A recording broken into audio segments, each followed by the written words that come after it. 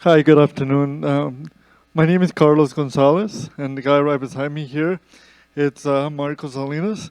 I'm the Community Education Coordinator for Cerebral Palsy, and Marco is the client and family counselor for the Cerebral Palsy Alberta. We will be talking a little bit about what cerebral palsy is, but who are as an organization. So I'll be talking a little bit about what cerebral palsy is, and then Marco will be talking about uh, support services and the programs we have for the organization. We're also going to be talking about our mission statement, uh, what do we do as an organization, and who we are. So, what is cerebral palsy? I want to touch base a little bit on this, about a minute or two. That it is a physical disability. It is not a disease. A lot of people confuse it about it. And cerebral refers to the brain, and palsy refers to muscle control. So it affects the brain all the way to your muscles as well. It's a really widespread disability. It can spread has different spectrums. So it's a really wide one. So muscles can be stiff or tight. Sometimes people can have as well uncontrollable movements. So, what are the causes of cerebral palsy? Just quickly, cerebral palsy is not hereditary. There's no hereditary to cerebral palsy. It occurs preferably during pregnancy or childbirth. So that's one of the main causes of what cerebral palsy could be developed. And the common causes of cerebral palsy as well are lack of oxygen, premature birth, and a bit of low birth weight as well. Just like I mentioned, that cerebral palsy is not hereditary. It also does not have a cure, or it is not contagious either, as well, right? So if I shake Marcus's hand this afternoon, he won't have cerebral palsy, right? So the incidence of CP here is 1 in 500, and in Canada, it's estimated that a child with cerebral palsy is born in every 9 hours.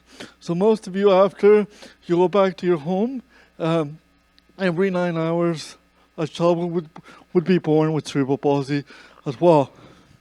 So I want to touch base in the next slide of who is Cerebral Palsy Alberta. So we are set up in a booth here, and the CPAA, or Cerebral Palsy Alberta, is a provincial non-for-profit organization with offices here in Edmonton and our head office in Calgary. And we started in 1976 by a small group of parents who wanted more for their children who were affected by CP, or cerebral palsy. Since 1976, we have grown and are able to support over 1,500 clients all over the province of Alberta. Our mission statement is actually, I love to touch base on this because this is our value, our vision and our mission. We enrich and support the lives of children and adults with cerebral palsy and other disabilities.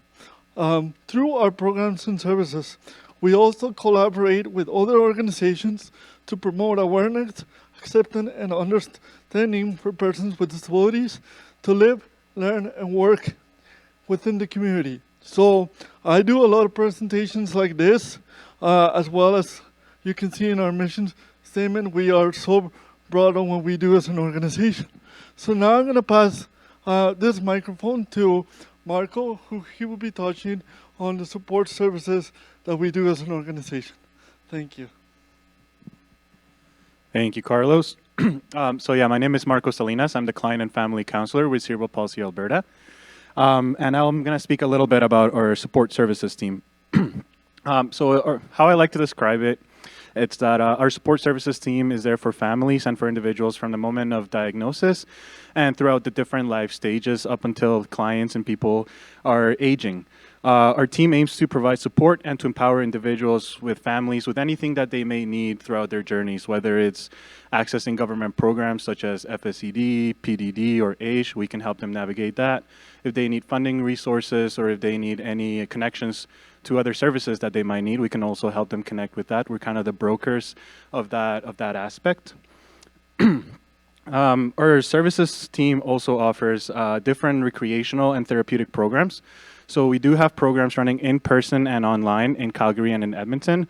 We have sessions such as art, yoga, Zumba, computabilities, and we are starting of thinking others. We also have sessions for kids as well, such as dance and an aquatherapy session, which is really, really awesome. We provide families and individuals for tickets to various events. So we do have a partnership with Kids Up Front, where they are able to provide us tickets to Eskimos games or different things that are going on around the city, and we can give these to families and to individuals. We have access to different resources, such as a social worker and the client and family counselor, which is me here in Edmonton. So whether it is you just need somebody to talk or you just need to bounce ideas off of somebody, we're there for families, we're there for people, whether they're experiencing crisis or they just need somebody to talk to. We're there for them. And we also have access to a funding request program. So we do offer a little bit of extra cash for those individuals because we know that sometimes they're the ones that are left out without many resources. Lastly, we're always looking for volunteers, and we have some great employment opportunities.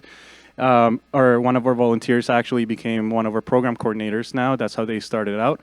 So it's great to see that happening because the clients just build those relationships with the staff, and it's great to see. We have social opportunities for members, for parents, for clients. So we have picnics in the summer. We'll have Christmas parties, Halloween events. We have lots of recreational events throughout the whole year so that clients are engaging with each other and staying active in the community. And we also have access to our Director of Government Relations and Advocacy support there in Calgary. But if you have any concerns regarding government policies or anything like that, we can connect you with them and they can try and do something about it. And lastly, we do have a podcast, which my colleague here, Carlos, hosts along with our other coworker. We have guests every episode, different guests. And if you ever want to be in one of our podcasts, please feel free to connect with us. We would love to have you. And we also have our social media handles here and our contact information. If you have any other questions, please feel free to come see us at our booth. We'll be happy to answer any concerns or questions you may have for you. Thank you.